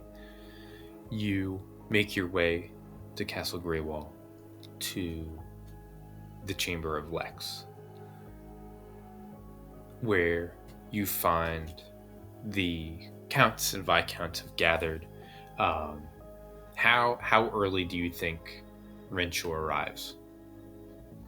5 minutes. Perfect. Yeah, I think you get a disapproving look from your father, who's already there, in his seat as you arrive. And as the meeting begins, High Priest Ilion comes before the 12 counts and speaks to all in the chamber and says, Novum bless all of you. I come to deliver most disturbing news. A witch, and a gasp kind of goes out across the chamber. Thank you. A witch, most foul and cruel, is responsible for the death of Viscount Thornstrum. The brave cloaks of the Ashen Order scour the city for this infiltrator. We do not know why the Viscount was targeted, but we do know that the witch's aim. But until we know the witch's aim, we must assume all of you are too at risk. And with this, a murmur. A murmur kind of goes out. Lots of agreement. You probably have like the Kimbridges sitting next to you, right? It's like, that's a great point. That's excellent. Yes, of course. Ilion continues. Darlington is currently purged of all blasphemous magic, but the enchantment is neither sustainable nor practical. The procession inhibits divine magic as well. The enlightened will be unable to protect to its fullest while this enchantment is active. We will begin placing more permanent protections shortly along Darlington to ensure the safety of all counts and viscounts. You can see like another murmur kind of goes out. In the meantime, I come to plead with the Pristine to allow the Ashen Order to acquire the services of the Grimwatch, to turn some of their watchful eyes inward to the city to apprehend this witch. In turn, the Order will turn its blades outward. For too long have we been besieged within these walls. If it would please the Pristine, I would follow my predecessor's footsteps and campaign to cleanse the forest. This sparks discussion throughout the counts. You see Florian Quillen speaks up first and says, High Priest Ilion, your predecessors were not fighting against our sister houses when they campaigned into the forest. The world is very different than when you first took the chair of High Priest. I do not know if it is wise or if it is moral to attack the forest, as you state. Another murmur goes about the counts until Count Caldwell speaks up. Count Quillen speaks truth. We shall discuss this crusade of yours further. Until then, we shall vote today on the temporary acquisition of the Grimwatch for the purposes of bringing this godless witch to the pyre. A discussion and a vote takes place. Renshor, if you would like, as your position as Viscount heir and at the side of your father, if you would like to offer any advice and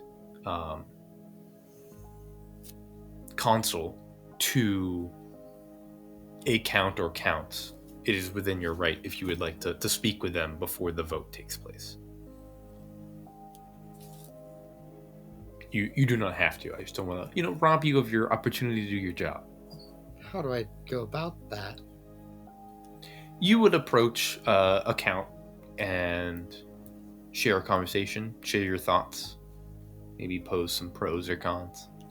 Try to convince them. Lobby to your local your local representative. Maybe offer to bribe them. Bribes aren't illegal. Like the big meeting would break and everyone's going around and talking. I will approach Florian. Yeah, sure.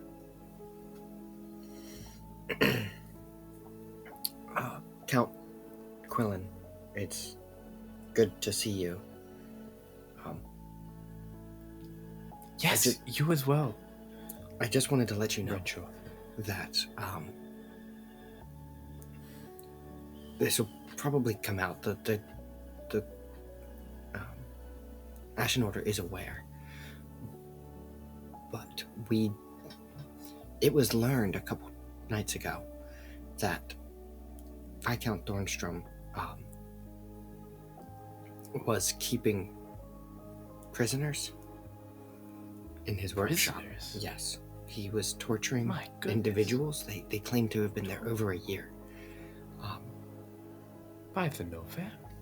Last I heard, they were all freed. I'm not. It feels coincidental that this would happen nearly immediately after. I'd venture that this was probably just one of those freed individuals. And, how do they know it's a witch? I do not know. I would like to trust the High Priest. Wait, how did you said the Ashen Order discovered such horrific things? Yeah. In Thornstrom's workshop? Yeah, the Ashen Order was definitely there.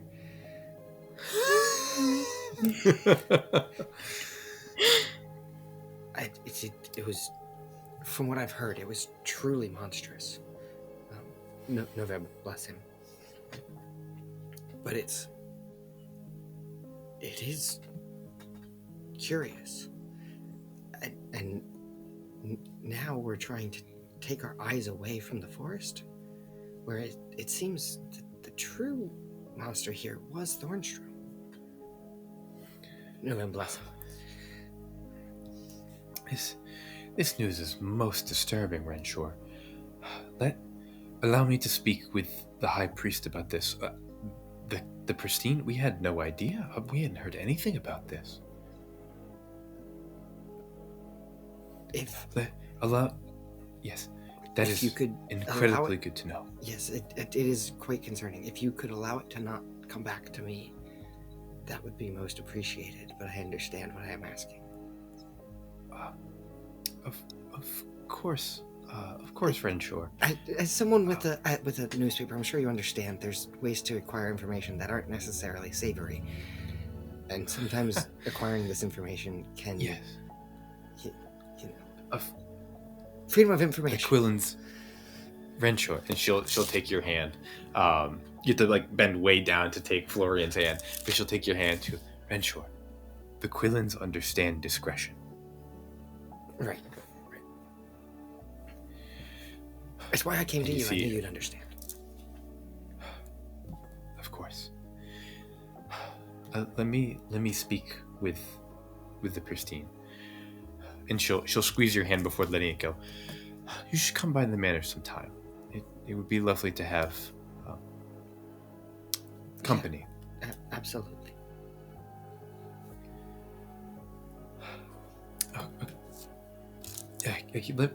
I will speak with the High Priest, and she turns and goes to discuss with Ilion. Excellent. Any other lobbying from Renshor? No, that was way too much for me. You did good. Good. Excellent. You as you return to your seat, your father does not look at you disapprovingly.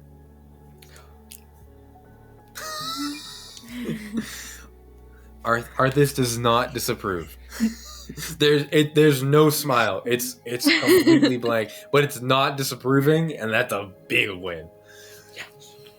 He has no idea what I said. You return to your seat, and the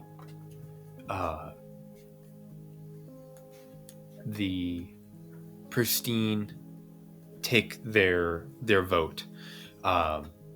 There is much concern about this crusade into the forest that Ilion has suggested. However, the vote to enlist the Grimwatch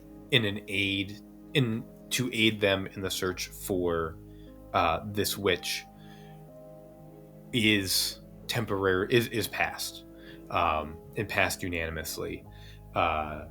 The Ashen Order, for every ranger that they take into the city, will replace the ranger with a cloak in order to not take their eye off the dangers of the forest, but they will be using the Grimwatch expertise within the city walls. Something that has not been done since the first wave of Depraved. As this resolution is passed, Ilion speaks to the chamber again and says, "Wise members of the Pristine, I am most grateful for your decision. If I may make one final request, the cloaks of Templar Mozark had investigated the Thornstrum workshop beyond the city walls, and they recovered this, and he motions, and you see 4 cloaks come in holding a big veiled piece of equipment.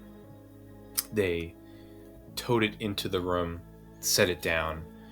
Ilion walks over, places a hand on the cover, and pulls off the sheet, unveiling a completed bell of renewal.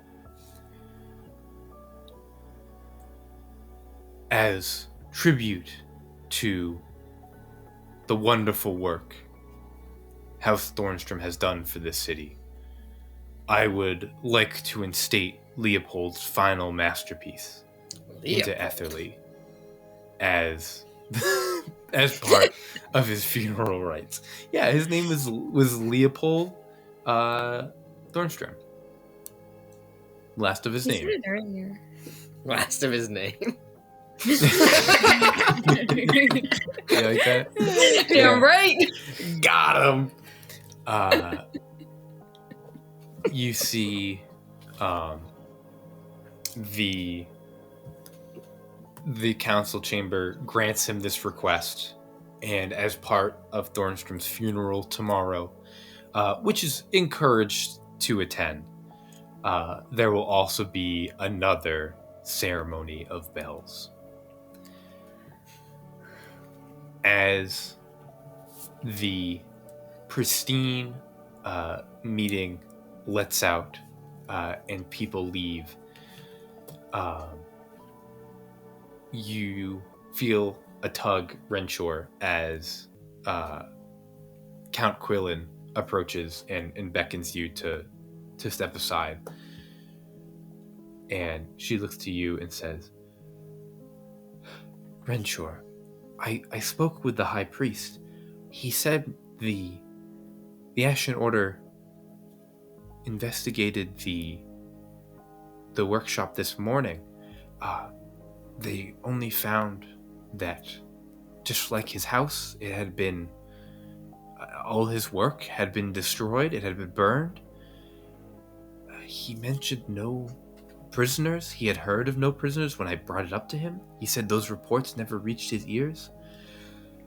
I do not wish to call the High Priest a liar, and I do not believe you are one either. Again, the Quillens understand the necessity to be discreet. They also understand the value of secrets. I believe there's more at play here than either of us know. I will do some investigating. The Quillens have many connections.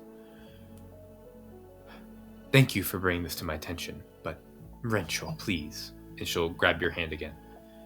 Be careful. I'm always careful. Thank you for listening.